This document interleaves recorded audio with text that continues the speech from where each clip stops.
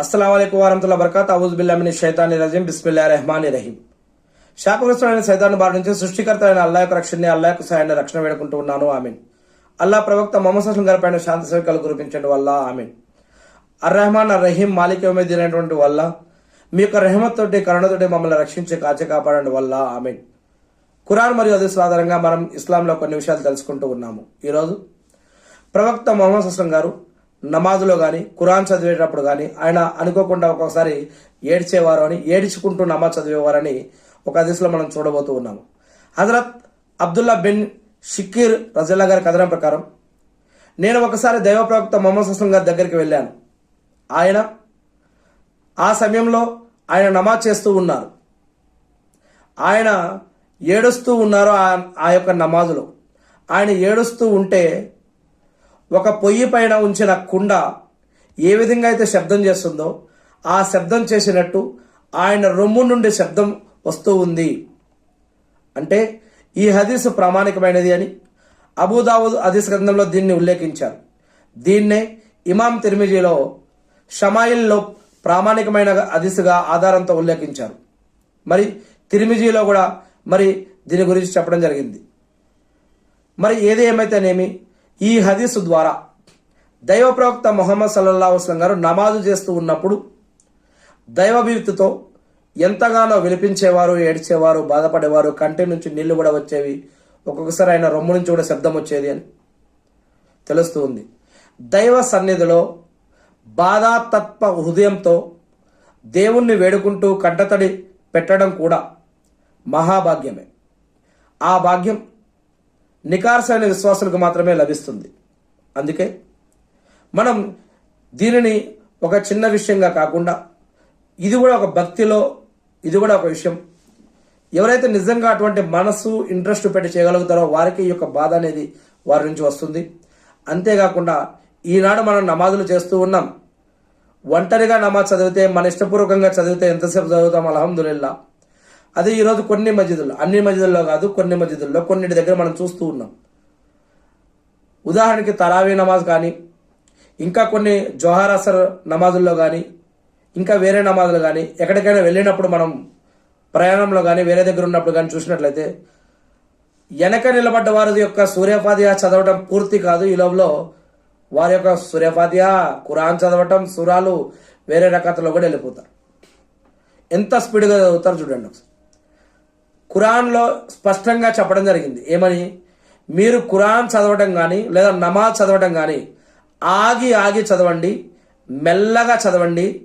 దేవుడి పట్ల భయం, భక్తి, గౌరవం, మర్యాదతోటి దేవుడు వింటున్నాడు, మీతో మాట్లాడుతున్నాడు. మీరు ఈ సమయంలో సజ్దాలో ఉన్నప్పుడు మీరు దేవుడికి దగ్గరగా ఉంటారు. ఈ యొక్క నమాజులో మీ యొక్క పాపాల యొక్క క్షమాపణ, మీకు ఏం కావాలో దువాలు, ఇంకా మీరు చేసినవి, ఇంకేమన్నా చేయాల్సినవి, కావాల్సినవి అడగటం, మరి దేవుణ్ణి ఆరాధించటం, ఇలా అనేక విషయాలు ఉన్నాయి. ఖురాన్ అంటే ఉట్టిగా ఆషామాషి కాదు. ఖురాన్లో దేవుడు అల్లా మనతో ఏం మాట్లాడాలనుకున్నాడు, ఏం చెప్పాలనుకున్నాడు, అవి మనం వినటం. మరి ఈ యొక్క ఖురాన్ చదివేటప్పుడు కానీ, నమాజ్ చదివేటప్పుడు కానీ ఆగి ఆగి చదవమని చెప్పడం జరిగింది. మరి ఈరోజు మనం నమాజుల్లో ఆగి ఆగి చదువుతున్నామా, స్పీడ్గా చదివేస్తున్నామా? స్పీడ్గా నమాజ్ చదివేసి సమయం అయిపోయింది, టైం అయిపోయింది, జాబ్కి, వ్యాపారానికి, ఇంకా దేనికోసం సమయం అయిపోయిందని. ఇంక ఈరోజు మస్జిదుల్లో మనకి మడిగిలు కావాలి, మస్జిద్ చుట్టుపక్కల ఇల్లులు కావాలి. కానీ అజాన్ వస్తే కూడా మళ్ళీ మస్జిద్కి వెళ్ళే వాళ్ళు ఎంతమంది ఉన్నారు? అజాన్ వినిపిస్తే కూడా మస్జిద్కి వెళ్ళి నమాజు జమాత్తో కలిసి చదివేటోళ్ళు ఈరోజు ఎంతమంది ఉన్నారు? ముస్లింలు ఎంతోమంది ఉన్నారు. కానీ ఒక్కసారి మస్జిద్లోకి వెళ్ళి చూడండి. ఫజర్ నమాజ్, జోహార్, అసర్, మగ్రిబ్, ఇషా నమాజుల్లో ఇమాము మోజనా, లేదా ఒక్కోసారి మోజన్ ఉండడు, ఒక్కోసారి ఇమాం వేరే వాళ్ళు ఉంటారు. ఒక ఇమామత్ చేసుకుంటూ వేరే పని చేసుకుంటూ ఉంటారు. కానీ ముసల్లీలు ఎంతమంది ఉన్నారు? ముక్తదీలు ఎంతమంది ఉన్నారు? ఆ మొదటి లైన్లో ఎంతమంది ఉన్నారు? అసలు ఎంతమంది వస్తున్నారు? అదే మస్జిద్కి అయితే కనుక చందాలు వేసుకొని, డొనేషన్లు తెచ్చుకోను, లేదా ఇంకెవరో దేవుడి పట్ల భయభక్తి కలిగినటువంటి ఎవరో అల్హమ్దుల్లా అల్లా యొక్క భక్తుడు ఎవరో ఒక అతను మస్జిద్ కట్టేయటమో, ఎవరైనా దాన ధర్మాలు చేసి కట్టేయటమో, ఏదో ఒక రకంగా మస్జిద్ని అయితే ఎన్నో లక్షలు, కోట్లు అందంగా ఎంతో పెద్దగా కట్టుకుంటాం. కానీ మరి ఆ మస్జిద్కి వెళ్ళి నమాజులు చదివే వాళ్ళు ఎంతమంది ఉన్నారు ఈరోజు? మరి మస్జిద్లో ఏమైనా షాపులు, మడిగలు అయితే కనుక మనం కావాలని కోరుకుంటాం. మస్జిద్ చుట్టుపక్కల ఇల్లులు కావాలని కోరుకుంటాం. ముస్లిం మొహల్లో ముస్లిం ఏరియాలో మనకి ఇల్లులు కావాలని కోరుకుంటాం, అజాన్ అయితే వినిపిస్తుంది అల్లాహ్ అక్బర్ అని. మరి ఎంతమంది మనం మస్జిద్కి వెళ్ళి నమాజ్ చదువుతూ ఉన్నాం? పోనీ ఆ నమాజ్ అయినా సరే ఎవరైనా పోతున్నామని అంటే అక్కడ ఏ విధంగా చదువుతున్నాం, ఎంత స్పీడ్గా చదువుతున్నాం, ఏదో పేరు కోసం చదువుతున్నామా, భయభక్తులతో చదువుతున్నామా? ఒక్కసారి ఆలోచించాలి. ఆ యొక్క నమాజులో అల్లాని క్షమాపణ అడగడం, అల్లాని స్తుతించడం, అల్లాని ఆరాధించడం, అల్లాతో మాట్లాడటం, అదేవిధంగా దేవుని యొక్క చట్టం, న్యాయం, ధర్మం ఏవైతే ఖురాన్ ద్వారా దేవుడు మనకి చెప్పాడో అవి వినటం, అర్థం చేసుకోవటం, మరి ఇవన్నీ కూడా ఏడ జరుగుతున్నాయి. ఈరోజు ఉదయం ఫజర్ నమాజ్ తర్వాత ఏదైతే ఇస్రాక్ నమాజ్ చదివితే మరి వీలైతే అల్లా తలిస్తే ఆ జుమ్రాల యొక్క పుణ్యం వారికి లభిస్తుందని.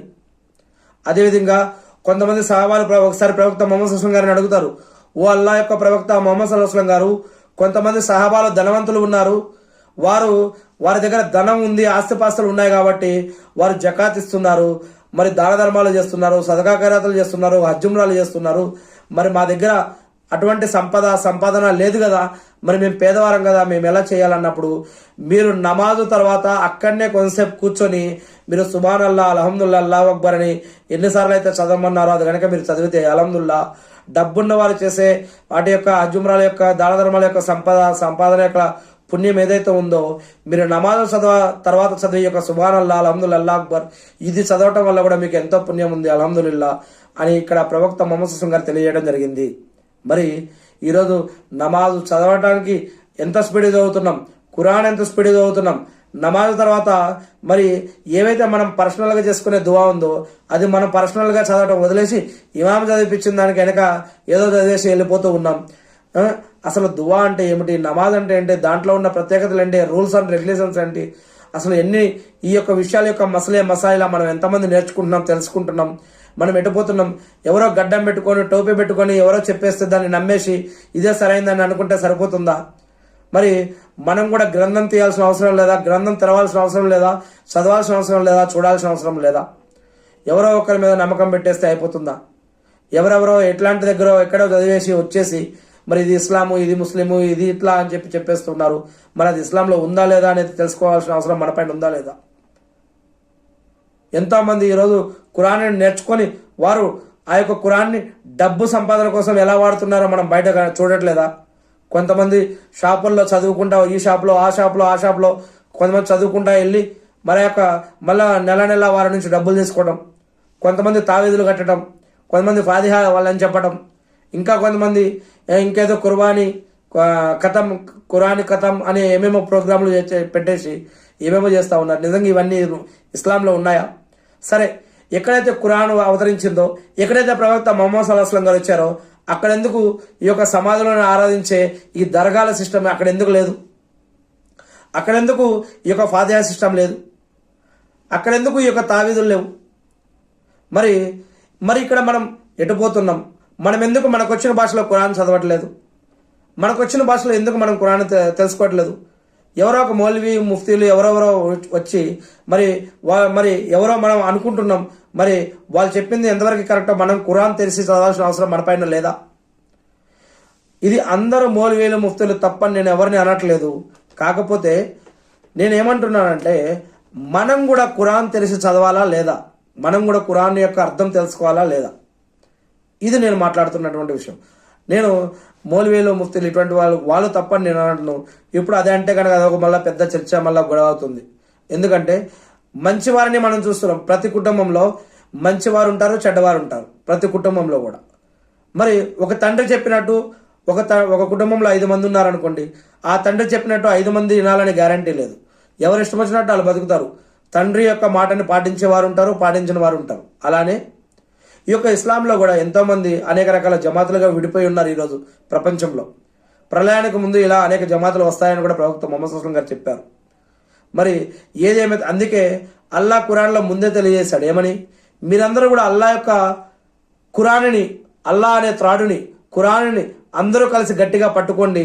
అప్పుడు ఎవరు ఎన్ని జమాతులని చెప్పినా కూడా ఎవరైతే నిజంగా ఖురాన్ని పట్టుకున్నారో ఈ ఖురాన్ని పట్టుకున్నటువంటి వారు స్థిరమైన ధర్మంలో, స్థిరమైన మార్గంలో ఉంటారు, వారు ఖచ్చితంగా స్వర్గంలో ప్రవేశిస్తారని చెప్పడం జరిగింది. మరి అదేవిధంగా ప్రవక్త మొహమ్మద్ సల్లల్లాహు అలైహి వసల్లం గారి యొక్క సున్నత్ కూడా మనం పట్టుకోవాలి.